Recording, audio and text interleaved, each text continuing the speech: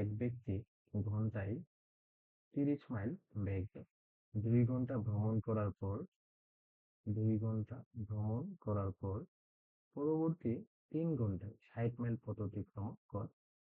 সম্পূর্ণ পথের জন্য তার গড় গতিবেগ কত? বের করতে হবে গড় গতিবেগ। তাহলে এখানে প্রথম হচ্ছে এক্ষেত্রে আমরা হচ্ছে যে প্রথম 2 ঘন্টায় কত যায় এটাকে বের করবো। প্রথম 2 ঘন্টায় যাই, প্রথম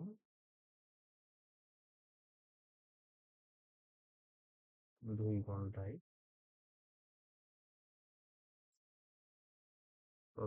ঘন্টায় যাই, তো তার বেগ হচ্ছে 30 মাইল/ঘন্টা। তাহলে 2 ঘন্টায় কত হবে? 30 × 2 = 60 মাইল। 60 মাইল।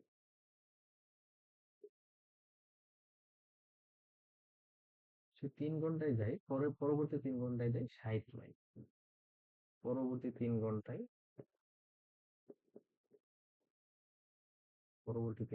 যায়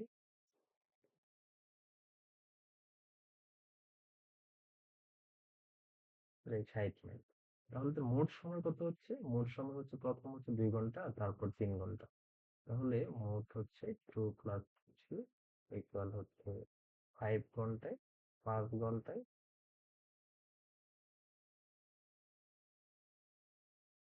5 ঘন্টায় যায়, প্রথম 2 ঘন্টায় যায় 60 মাইল, তার পরবর্তী 3 ঘন্টায় যায় হচ্ছে 60। তাহলে আমরা মোট সময়টা পাবো এখানে 120। সরি, মোট সময়, মোট দূরত্ব হচ্ছে মোট 120 মাইল যায় এই 5 ঘন্টা সময়। তাহলে আমরা বের করতে বলছে ঘর গতিবেগ। আমরা জানি ঘর গতিবেগ ইকুয়াল হচ্ছে মোট দূরত্ব ভাগ হচ্ছে মোট সময়। তাহলে আমরা জানি ঘর গতিবেগ ইকুয়াল মোট দূরত্ব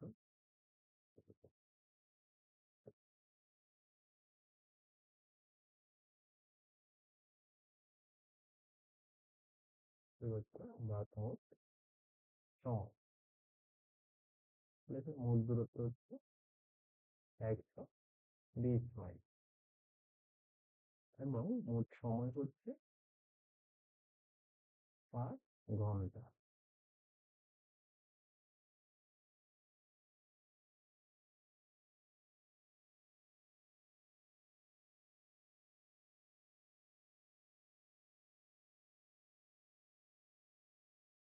তখন আমরা ঘর গতিবেগ পেলাম 24 মাইল।